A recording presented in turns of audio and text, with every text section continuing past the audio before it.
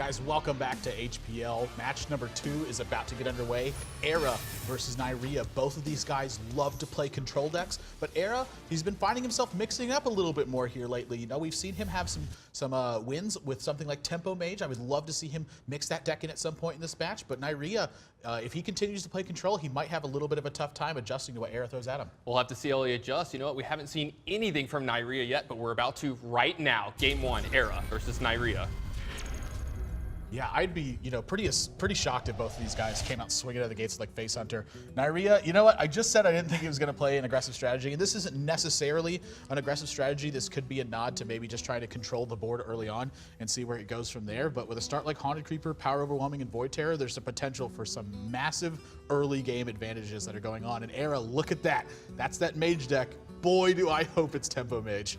Yeah, this would be an interesting matchup if it is, in fact, Tempo Mage after it, because Neirea is going to have a good chance to get on this board early, and ErA is going to be looking to do, it looks like it's going to be Freeze Mage. That is a gigantic Doomsayer. And he wants to get in your face and spell Doom right away. We're having a little bit of trouble with the client, so we're going to get his perspective up as soon as we can. You know, something else that we've been seeing gain a little bit of popularity, Stan Sifka actually played this in a tournament recently. He was playing that Molten Giant Echo of Medivh Mage deck that kind of has a lot of the elements that Freeze Mage has, but it's looking for different kinds of swing turns. Yeah, I think they call it Flood Mage. I think that's the term they've used. I could be wrong there, but yeah, that one has become pretty popular lately, and it seems like a very difficult deck to play very well. It seems like the kind of deck that's right up ErA's alley too, where he gets you in a mindset that he's playing a certain deck and then throws you a big curveball. He loves to play those mind games and keep that information from people. Alex Strauss has found that deck, but Big Game Hunter's not often found in Freeze Mage. The fact that I see that in his hand could be a very telling element that he is in fact playing that deck. Yeah, I've seen it a few times in a couple of the Freeze Mage decks. Some people have put in a Big Game Hunter, but you don't always find Big Game Hunter and Explosive Sheep, so it's going to be interesting to see exactly which one it is from here. Yeah, Imp Boss is going to come down. Neirea's got a little bit of early board development here, going to push some damage through. But you need to buckle in, boys. This one's bound to be a long one. And when I see that Sludge Belcher, to me, that spells the entire game out. Oh, yeah. I think that this is the Molten Giant version of Freeze Mage. Boy, I cannot wait to see this one get that turn and see how Neirea reacts to the first time he sees something like that. Yeah, Neirea's just going to control the board a little bit more here. I love this turn, Doomsayer, and then, proc the Haunted Creeper, get the tokens in. But Neirea has a Power Overwhelming here. Yeah, I mean, this is going to use cards from his hand, though. This isn't necessarily a position he wants to be using a Power Overwhelming. I think he would like to be pushing for damage in this situation, but I think happy to get the Doomsayer out of the way. Yeah, I think it's a little bit of a nod also to protect his Imp King boss. It's a pretty good and important minion in this matchup. Yeah, actually the positioning here on which one of these minions he took out, kind of important too, because at this point he can crash into it, but when he plays this Void Terror, he has to absorb the other 1/1 Haunted Creeper, which isn't necessarily a bad thing. It will keep it from getting pinged off in the future. But man, look at that, a 10-8 Void Terror. But you know what loves 11-9 Void Terrors? Big Game Hunter. Yes, sirree, it does. Not only that, but he can ping off that Abusive Sergeant and force the hand for this Imp Game boss moving forward. In this spot, I have to believe Neirea is going to be looking to play Defender of Argus, but already ErA, he's only at, he's still at 26, and Neirea is, he's going to have to be life tapping a lot in this matchup to keep up on cards. But if he wants to make sure this Imp Game boss sticks around, he can't hero power.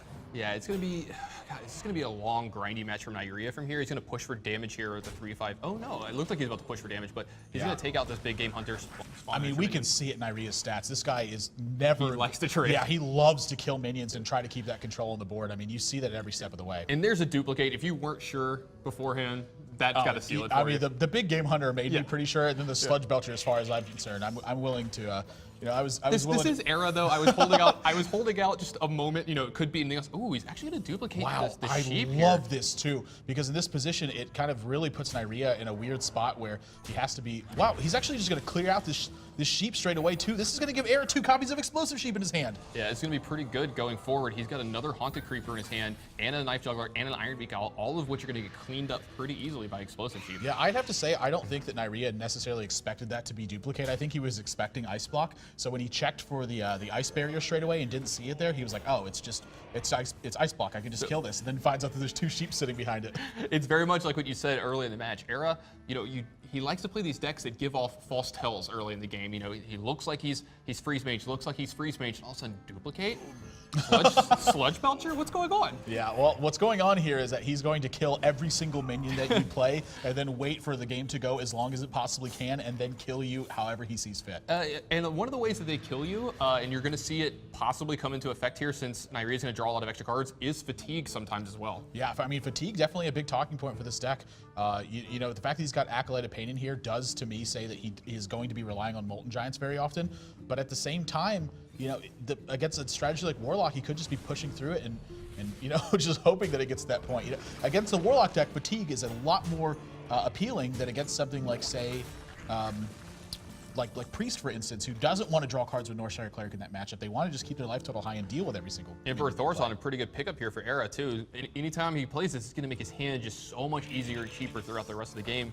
But he's not going to do it yet this turn. What we're going to see here is we're going to see a clearing of a little bit of a minions, and then we're going to see an Acolyte of Pain with this Explosive Sheep in play, so that he can get a lot of value off of his cards. ErA's playing this very well too. I mean, he's putting Neirea in these awkward spots, and I think he's trying to draw out an Iron Beak Owl to make sure that his second Doomsayer is going to go unchecked in certain kinds of positions. So I think really smart play here from ErA. But Neirea may not bite in this situation. I mean, he knows that ErA's got a second Explosive Sheep in his hand, but the Acolyte may be too much at this point. He may not want to have to face those extra draws.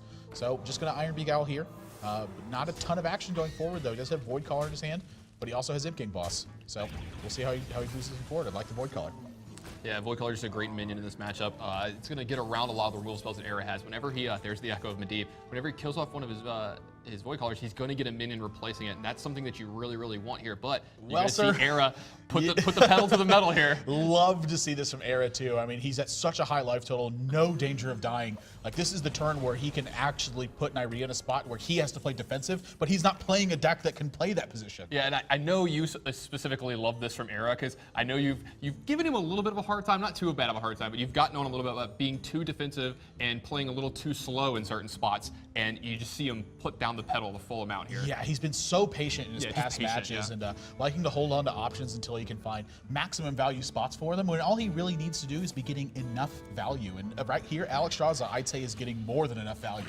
Yeah, this is a gigantic spot for an Alex Straza here, but this Defender of Argus is going to come in here and yeah, I was going to say, I don't know if he's going to put it in the middle here or just to the left, because, you know, he might have just wanted to make sure the Void Caller is the one that gets killed off here, but I think Neirea's, you know, okay with either one of them. I think he needs the full defenses at this point. I mean, even facing down something potentially like Flame Strike could be a disaster for him. So we'll see exactly how he approaches this one. I would fully expect him to polymorph here. It's the best deal that you're going to get out of one in this spot. You know, denying either extra minions from your opponent or denying a potential huge drop from their hand and something like maybe Mal'Ganis or whatever he's going to have. Yeah, that would just be one of the ways you could actually lose the game here. So Mal'Ganis comes out of nowhere that you're not ready to deal with yet. Yeah, so it looks to me like, yeah, he wants to get this ice block down behind this as well. Just make sure that there's no way he's going to die in this kind of position. But there's no heal in his hand. There's not a lot of effective card draw. I mean, he does have to get the ball rolling here. So Emperor Thorson, you know, he's seen Power Overwhelming at this point. He's seen both, actually. He's seen both Power Overwhelmings. How much of a risk is he actually taking in this kind of spot? This doesn't seem like a big risk at all. I was just about to say that. You brought it up perfectly. He has seen both Power Overwhelmings, and, you know, if two Doom Guards come out, it's still not lethal here. So it's actually a great spot for him to get an Emperor in play. How often make everything cheaper. In case you got two Doom Guards this turn, it just wasn't enough. It wasn't enough. Yeah. Usually the second Doom Guard gets you, but yeah, ErA's going to be looking for an anti-heal bot here over the next couple turns and then get this Echoing Medivh off on it. Well, the onus is on Neirea to actually get something done here because he's facing down lethal damage, so he has to kill one of these minions. Oh, maybe a little bit of missequence here too. Maybe he's looking to me like he wanted to play that Knife Juggler now, but just gonna go with the Doom Guard. Oh, and he gets rid of the Void Terror too. That's not the one he wanted to lose in this spot, and I can almost guarantee you that Flame Imp is not hitting the board. Yeah, I don't think he can afford to take the 3 life here, but he is going to clear ErA's board here, and ErA does need to find some form of heal here over the next couple turns because he has answers to what's in play from Neirea, but he doesn't have a lot of ways to close this game out. Well, you know, you pretty much hit the nail on the head with that one. He doesn't have a way to close this game out, so a threat is something he's looking for at this point, but he's got so much in his hand to fight against what's happening that it's very difficult for him to be put in a losing position. Like in this spot, he could actually even potentially Echo Medivh. If he wants to play the Doomsayer, the Explosive Sheep, and then Echo Medivh, he's going to have more answers to kill everything moving forward, and not only that, but he's also denying initiative away from Neirea in this position. position because he can't just play minions into the Doomsayer. Yeah, you're going to see ErA put himself in a position where he practically can't lose from this spot. He won't be able to win very soon, but it's really hard for him to lose. And as you said, this Doomsayer is going to yield back. Ooh, a Ruby Egg is actually a pretty good draw here. It allows Neirea to get something in play. Second Flame Imp, though, is not a very good draw in this position. Those are likely to be very stuck in his hand because, at one point he may just have to throw caution to the wind and say, if you have a fireball, I guess I'm dead. Look at that anti-heal bot right off the top, too. ErA now has just got to be feeling fantastic about his position. Yeah, these are the kind of decks I love, too. You've seen me play games like Magic in the past. I love playing decks that just don't do anything. they make your opponent want to quit. I love this kind of... I never want to do anything. Yeah, I will kill you with misery. Yeah, and that's what's going on. Yeah, I mean, nothing really to be rolling here from Neirea. The roll on the 4 doesn't really matter. You're going to see something like Flame Strike or Frost Nova Doomsayer from ErA, kind of regardless of how this game ends up panning out in this position, and just going to slowly chip away at Neirea's life total. I mean, the clock is closing in. He's got 5 turns to get something done. Yeah, these hero powers to Neirea's face are going to eventually kill him over the next 5 turns. That's the way to get it done. Just 1 turn. That's all you need. Oh, yeah, just ping, ping, Just any way to deal damage. Yep. What draw could he actually get? I mean, I guess something like Iron Beak Owl would be great. Void Caller's not terrible in this spot, but I don't think he wants to show any more cards. I think he's kind of, come to grips with this situation. Yeah, he's resigned to his fate. Yeah, just no way he's going to actually win this game. Can't life tap anymore. Just can't play Flame Imp. Yeah, can't really get any minions on board rolling. So he does have Implosion here. I'm curious exactly how the resolution on this order works. If he implosions the the explosive sheep. I've never seen anyone implosion explosive sheep, so I don't know what order this works. I've never seen that one happen either. But yeah, this second anti-Keel bot. Yeah, you're just seeing ErA's deck fire on all cylinders here. Just gaining life, preventing himself from dying, just controlling this board, and well-timed Echo Medivh to just refill your hand with a ton of gas. We haven't seen the Molten Giants yet, but you know what? He hasn't needed them. Yeah, I mean, there's a chance they're not in here. I'd be very surprised if they're not, having seen Echo Medivh and just sort of the nature of this deck so far. Just full-on Fatigue Mage. Yeah, I mean, I don't think he's playing Fatigue Mage because he's got Acolyte of Pain in his deck. If it's something like Cold Light Oracle, maybe, that's really a signal more of Fatigue Mage. Throw in some Death Lords in there, pull some minions out of your opponent's deck, make sure that you get the Fatigue Edge. But in this spot, doesn't even need to play anti-Keel bot. He doesn't want his opponent to have the potential to get a Mal'Ganis on board. And Neirea just, not enough to close this. He's got damage rolling, but 3 turns left to get something done, and all 3 of these cards in his hand, they're effectively dead. Yeah, and ErA has an ice block up, so the turn that he would die, he gets a whole nother turn after that. Mad Scientist a little late to the party, would have been better earlier in the game, but it's still, a welcome addition. Mad Scientist threatens lethal at this point. Neirea's got to do something about this. And so does the anti-heal bot. The face of terror certainly is a terror in this spot now. Neirea down to 2. It's just a matter of going through the motions at this point. Unless there's something like Mal'Ganis in this deck and it goes unchecked, there's really no way for Neirea to pick up this game. No, it looks like ErA is going to be out to an early 1-0 lead here. Now we're going to see Implosion with Knife Juggler here. Maybe you can get pretty lucky in a lot of these juggles here and, extend this game a few turns. Gets the full 3, I guess you call it. You roll a 4. That's the important part, I guess. Yeah, he only gets 3 of them though, so. Yeah. Oh, just going to crash that in. Make sure finally gets one of these Flame Imps in play. Yeah, but again, just Flame Strike is going to be so huge. Not enough. Yeah, you're seeing ErA just control his board, and there's the Molten Giant right there. I wouldn't even show it at this point. Yeah, either. I wouldn't show it either. Yeah, Neirea, I assume he thinks it's in this deck, but no reason to give him any information that you don't have to. So 1 turn left for Neirea. To draw Mal'Ganis. I guess he could draw Keys and Mystic. Dr. Boom's not going to be usually a enough. good card, but it's not going to be enough. You're going to see, he's going to take the, there it is. Wow, Mal'Ganis was in this deck. So normally I'd say that ErA took a quick 1-0 lead, but that was not a quick one. Went the distance on it, 1 damage at a time. Yeah, I think we saw something like 8 straight hero powers there to the face to end the game. My kind of Hearthstone going on there. Nothing actually happening. Just you play something, I'll kill it, and I'll draw some more cards. Love this statement from ErA too. He says, you know what, I'm not afraid to go the long game with you. I'm going to go every single turn that I can and kill every single minion that you play and still be able to beat you afterwards. And Neirea, he came with an aggressive strategy, but not quite as aggressive as I would have liked. Resilient minions are very strong against certain kinds of players.